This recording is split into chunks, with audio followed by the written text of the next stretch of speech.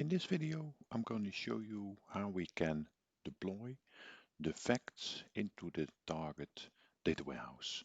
So it can be database in the cloud or on-premise, one of them, and the tables have to be implemented there. So it's this part of the BI Data Lake, the target roadmap. So we're gonna deploy the target tables, views, and sequences into the data warehouse. If we look to the whole picture, we're now busy.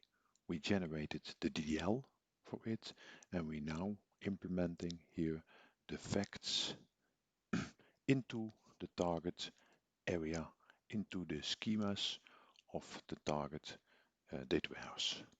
I'm gonna show you this.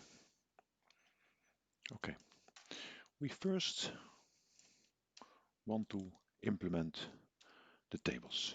So we're starting the generated DDL tab dm_fact.py, which is implementing the facts, and it's running from the project work path. Okay, if we run this script, what is he doing?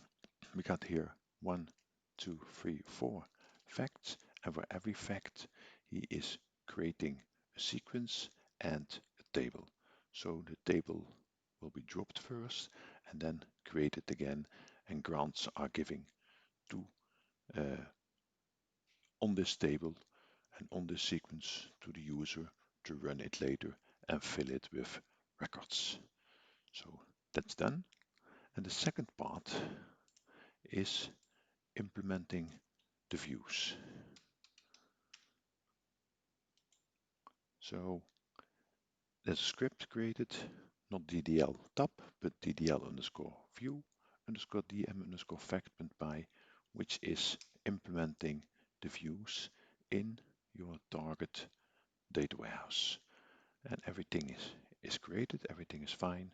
So the views are available to run it later in the ETL process. Thank you for watching this video and see you back in one of the next videos.